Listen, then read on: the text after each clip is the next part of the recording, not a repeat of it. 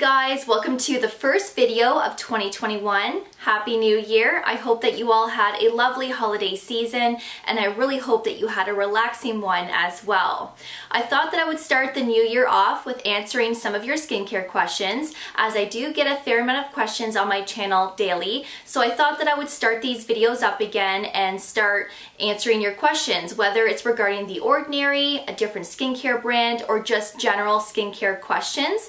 So that is what today's video is going to be all about. But before we get into it, if you could please like this video, subscribe, and ring that notification bell.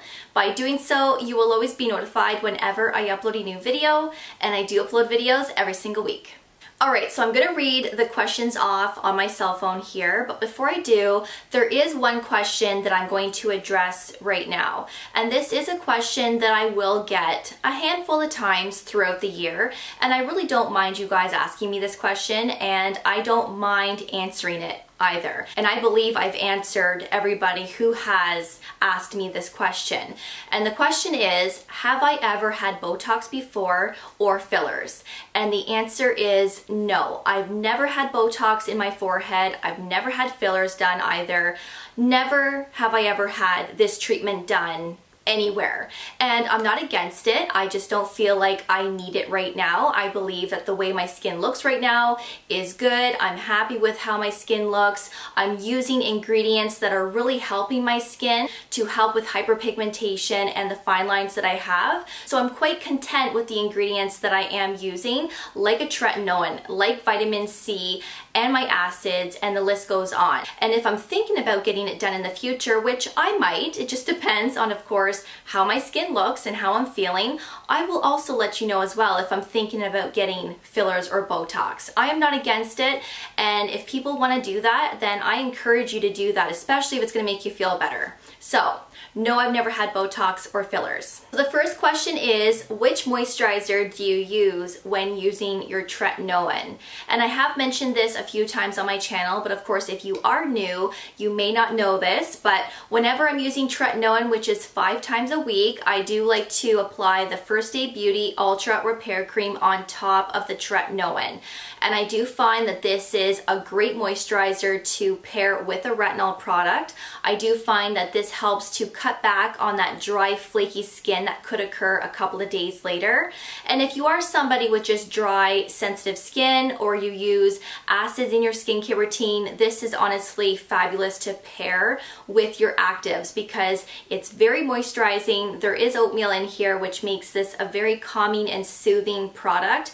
And I swear by this, and this has been my go-to moisturizer. I started using this back in 2020, so it's almost been a year now since I've been using this, and this is still my go-to. So I highly recommend. It is fragrance-free, great for sensitive skin, and I love it. So the second question is, when do I know to increase the percentage of retinol?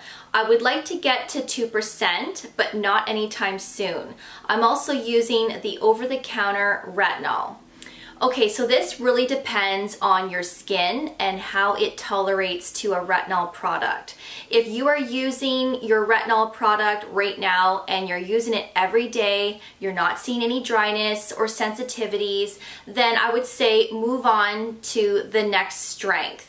But if you're not using your retinol every day because you can't yet, or you're still experiencing a lot of dryness and irritation and flaky skin, then your skin isn't ready to move on to the next strength. So you really just have to listen to your skin, see what your skin does, and go from there. And that's honestly how you are going to determine what the next step is. Now, I've been on the same tretinoin for over a year now. I'm still on the 0.025%, and I'm using it 5 days a week. I'm not at 7 days a week yet, and I'm still experiencing irritation and dryness. So I can't move on to the next strength yet because my skin is just going to be way too sensitive and irritated if I went to that strength right now. So it's best to get your skin accustomed to the strength that you're using now and then move on to something stronger. The next question is, can you layer acids with peptides?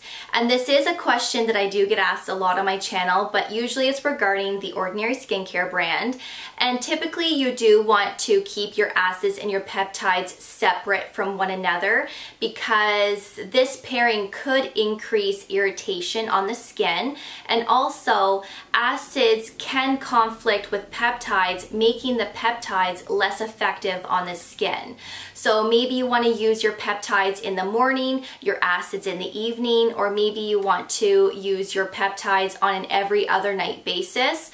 There are many ways to include acids and peptides together in separate routines. Now, there are many people that may use peptides and acids together, and maybe you are seeing amazing results. And if that is the case, I always encourage you to continue what you are doing, but typically you do want to keep your acids and your peptides separate. The next question that I have here is, can I use a moisturizer that has a hyaluronic acid in it when using the peeling solution from The Ordinary, which is that red liquid? And yes, you can. You can definitely use hyaluronic acid with your acids, with the retinol, with vitamin C.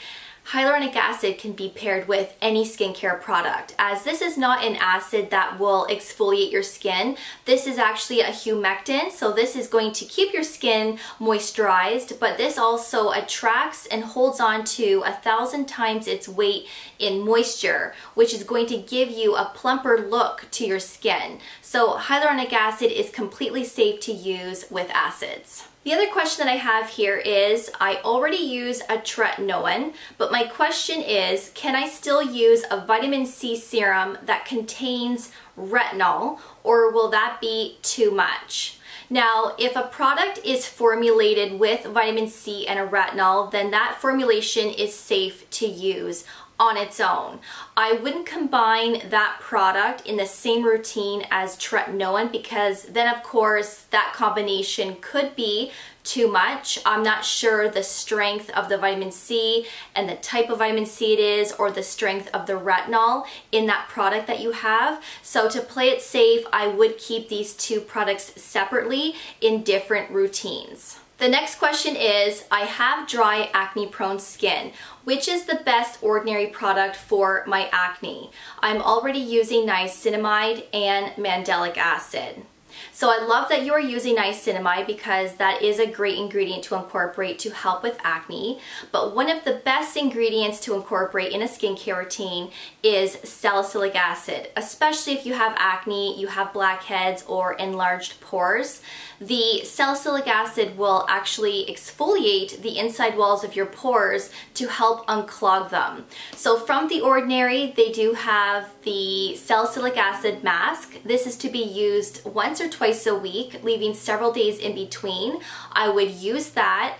Keep using your niacinamide, and then I would even incorporate the First Aid Beauty Ultra Repair Cream, as this is calming but hydrating, and this should be really lovely on your dry acne prone skin. So that's what I would suggest. Can I use The Ordinary squalene oil after the Grand Active retinoid? And yes, absolutely. This is how you would want to pair the two products together. Always apply your retinols and your retinoids before your oils and creams.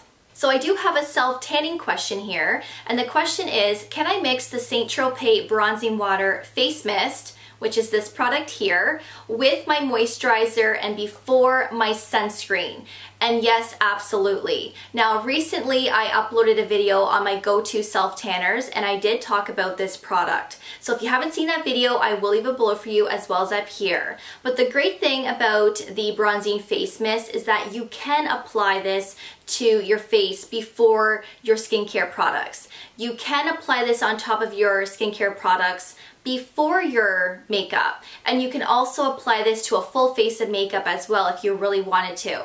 Now I typically don't do that. I usually use this before my skincare products, and I have applied this after my skincare products, and it worked really well. So it really just depends on how you would like to apply it, but this really is effective, and I really need to use this because I'm looking pretty ghostly and I haven't self-tanned in a really long time. But now reading that comment, I think I'm going to be putting this to some good use. So I did have somebody ask me how I use the NuFace device with my LED Light Therapy Mask, how I combine and use them together. So typically I use my LED Light Therapy Mask every single morning, at least 6 times a week. I may take one day off through the week. When it comes to the NuFace microcurrent device, I will use that 2 or maybe 3 times a week. And I like to use that one in the morning as well. So when I'm using the NuFace, I will use that one first. And then when I am done that treatment, I will then pop on the LED Light Therapy Mask afterwards. So that is how I like to use it. Now, if you're somebody that has both of these devices and you don't like using them together because it's pretty time consuming in the morning, which I agree it can be, then just use your LED Light Therapy Mask in the evening and then use your NuFace in the morning, or vice versa. It really just depends on you, but I really do like to use the NuFace in the morning because it's lifting, it's contouring your skin, and I like to have the results throughout the day when I have makeup on and I plan on going out. You really do see an instant result with that product in particular, so that's why I always recommend to use the NuFace in the morning. But of course, you guys do whatever works best for you and your routine. Now, if you have no idea what I'm talking about, what an LED Light Therapy Mask is, or what a NuFace microcurrent device is, I have done reviews on these 2 devices before, so I will leave those videos below for you so that you can check them out. Someone did ask me, what is the best cleanser for sensitive skin? Now, of course, there are many different cleansers on the market at different price points that are safe for sensitive skin. But recently I did upload a video on how to pick the right cleanser for your skin type. And I do talk about many different cleansers that will target acne-prone skin, oily, dry, and even normal skin. So of course, I will leave that video below for you. And if you are in the market for a new cleanser, it will be a great video to check out. But in that video, I did talk about the Skinceuticals Soothing Cleanser, and this is a foam cleanser, very hydrating and soothing on the skin. There is cucumber extracts in here, and this is fabulous. And this product and every other product that I am talking about in this video, I will have them linked below in the description box. But this was designed for dry, sensitive skin, and this is great for acne-prone skin as well. And this product was also designed for post-procedure. So if you are somebody that gets in-office laser treatments done, or you get microdermabrasions done, whatever treatment you are getting done that is going to be sensitizing your skin afterwards, then this was designed to use after post-treatments. And this is a fabulous cleanser. And I've been using this a lot lately since my skin has become more sensitized from tretinoin, and this has been a lifesaver. So I highly, highly recommend this cleanser. But of course, if you want something that is a little bit more affordable, then the ordinary squalene cleanser is also another option and great for all skin types. So I did have somebody ask me about the Flawless Facial Hair Remover, and I have talked about this before. I have reviewed this product and demoed how I use it as well, which I will leave that video below for you also. But this is what I use to remove all of the peach fuzz from my face. And I still use this. I use it once a week and it works really well. And no, this does not make your hair grow in thicker or darker. If it did, I would not be using this. But the question was, and it came from a male, and they were asking if this could be used on thick, coarse hair, so like a beard. And I would have to say no, because this product is designed for peach fuzz. The blade is so dainty, there's basically nothing to it, that your thick, coarse hair would not be removed from this blade. It is so dainty that I think it would ruin the whole entire product. So use this on peach fuzz only, and if you have peach fuzz on areas of your body that you would like to use this, I would say go for it. But it really is effective and I really do like it. So I am going to answer one more question, and the question is, which moisturizer is great for oily skin. So I do have two moisturizers here that I would recommend. The first one is by Cerave, and this is the PM Facial Moisturizing Lotion. This is great for normal to oily skin. It's very lightweight, sits nice underneath sunscreen and makeup, and you can use this twice a day, and I love it. I use this every single morning.